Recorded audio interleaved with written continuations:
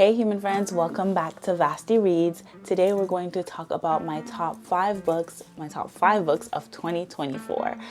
This year my goal is to read about 25 books because I'm quite busy, so I just gave myself something that felt realistic and manageable for me. And I managed to read around 23 books, and I'm going to go over the top 5 books of 2024. So the first book I read, or the first book that I'll put on my top 5, is A Short Stay in Hell by Stephen L. Peck. Now this is a book that talks about, eternity and what it means to be in hell. Now the book focuses around the protagonist, I don't know if you would call him a protagonist, who ends up dying. He's Mormon, and then he ends up in hell. When he's in hell, the only way to get out of hell is to find the one book that is written about your life in a library filled of books, any book that could be written. And you just kind of go through his journey of looking for his own book. He meets other people who are also in hell, who are looking for their books and experiencing their lives, and you get to see the human experience and how it looks like in hell, because you would think since everyone's in hell looking for their own books to get out, that it would be sort of not too crazy, but there's a lot of things that end up happening and a lot of harm that the community of humans cause in the story. It's quite fascinating. I really enjoyed it. I gave it, I believe, a 4 out of 5 stars. It was definitely a great read, definitely a book I would recommend. Now the second book, this year I dipped into fantasy. I read a lot of fiction, but I think I went really deep into fantasy this year. And the first book I read that I absolutely love, 10/10 would recommend, is The Sword of Kaigen. I saw a TikToker post about the book and I was like, okay, let me give it a shot. And I absolutely fell in love. I fell in love with the storyline. I fell in love with the characters. So this book is about a family. They're the Matsuda family, sorry if I butcher it, and they live sort of in the mountain ranges, and in their family line, folks have power to use ice in ways that are quite magical and deadly. And you kind of follow the story of Matsuda family's son and his experience with, building on his strengths with this power that he's gotten from his family line. And it's about war, it's about family, it's about, the government system, it's about women who make choices to be moms and, sort of give up on their capacity to do really amazing things to build a family because of pressures of society. There's so many different themes in this book, and it keeps you entertained throughout the whole story. I find sometimes fantasy can get a little hard for me because there's a lot of world building, and sometimes I feel like I get lost in the world building and then I don't end up really enjoying the book. But I really enjoyed how the world building worked. I'm not sure if I said, but it's The Sword of Kaigen by M.L. Wong. It's my first M.L. Wong book, and I absolutely loved it. I do plan to check out more of her books in 2025. Now, the third book on my list is 7 Days in June by Tia Williams. I am a big romance buff, and 7 Days in June was quite literally beautiful. So this is a book focused on 2 characters, Eva and Shane.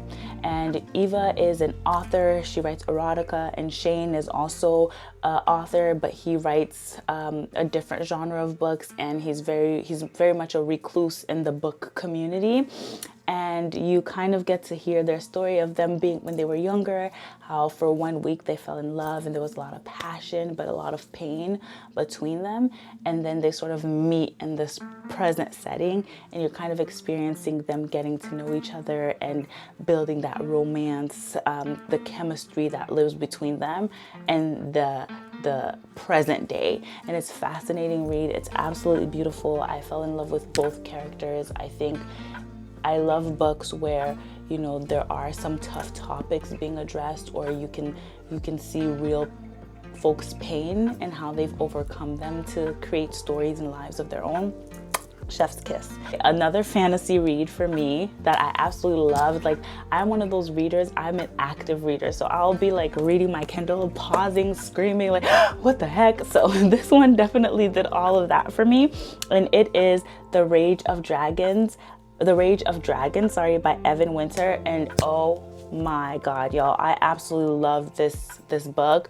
I actually read the second book as well, but I think The Rage of Dragon was just beautiful, top tier. And this book is about the Omaha people who have been fighting a war for many years. Dragons are involved, and then we meet our protagonist. I don't even know if you'll call him a protagonist. I'm not really sure what you would call him as, but his name is Tao. And Tao loses a lot of his family really early on. Like, they're murdered. Like, so many of the people he loves, he kind of had a plan for how his life would go, and then a lot of murder and harm comes to his family, and then he kind of goes on this quest for revenge. And when I tell you, he's taught me what it means to be big mad and to be seeking revenge. You know, he hates the way they talk, the way they walk. He's Kendrick in a book in many ways. He is angry, he's outraged, and he will do anything to get revenge for the death of the folks that he's loved. And you watch him basically put everything on the line in order to get revenge, in order to build his skill as a swordsman. Specifically in this book, folk are born with gifts, some of them, and they end up kind of being in this sort of group of people who have power, who fight for the Omaha people. And he's not one of the gifted folks. He's one of the folks who, you know, there's no power, there's kind of not much of a future for him initially, and then he becomes one of the badass swordsmen. And, you know, I won't go into too many details, but there's a lot of sacrifice he makes in order to become the swordsman that he becomes. And you just watch him be motivated purely by rage, and it's beautiful to see. And then the last book that I will add to my top 5 of 2024 is Act Your Age, Eve Brown. I love all the books in this series. These books are by Talia Hibbert. I love all of them. I've read all of them. I think this one was the last one. I don't believe I read them in order, but Act Your Age, Eve Brown was so cute to me. I absolutely love it. It's about a young woman named Eve, and she's been going through it in life, and her family's like, okay, it's time for you to get responsible and to get a job and start getting things done. And she goes out sort of exploring the world and ends up at not an Airbnb, y'all, a bed and breakfast. And she meets Jacob, and he is trying to keep everything under control. He's all about control. He's trying to get his bed and breakfast together, and she ends up being the cook at this bed and breakfast. And then a lot of things transpire. You get to see them fall in love. And I think I really love the themes of there's like a questioning of autism within it. So Eve's journey with autism as well as Jacob's journey with autism. And I think it's just beautiful to witness. And I love books that are inclusive in that way.